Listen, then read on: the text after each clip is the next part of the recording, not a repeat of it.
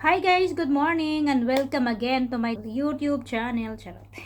Yan guys, kagabi meron kaming bisita, galing sila sa Pakistan kasi umattend sila ng kasal ng bunsong kapatid ata nung babae, nung asawa kagabi na pumunta dito. At ang tradisyon nila guys, kapag may kasal, birthday, mga ganyan, ay magbigay sila ng mga matatamis ba, yung sweets. Ayan guys, so malaki yung sweets. Galing Pakistan pa to guys. Ang hirap lang niya i-open. Agarotot. Hirap lang niya i-open ka.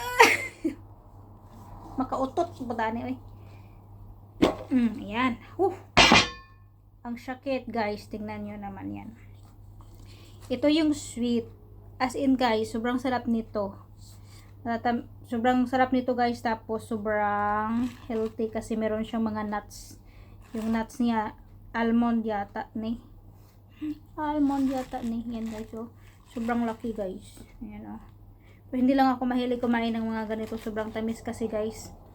Hindi ako mahilig sa mga matatamis. Ayan, ito yung pinakamalaki, oh. Yan, ganyan sila kapag may kasal, birthday, or may anak sila, first baby, mga ganyan.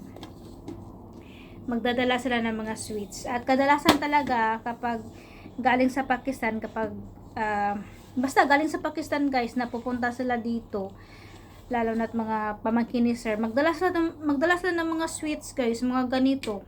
Yung pamangkin din ng amo kong lalaki, palaging magdadala, kahit wala namang occasion kapag pumunta sila ng Pakistan.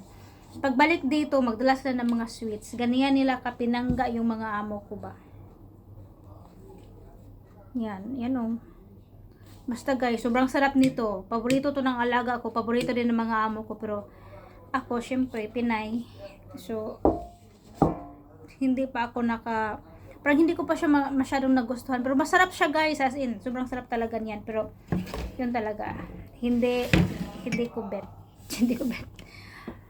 Ay, ano ba yan? Basta yun guys, yun lang ipapakita ko sa inyo. Kasi, nasayahan lang ako. Merong sweets.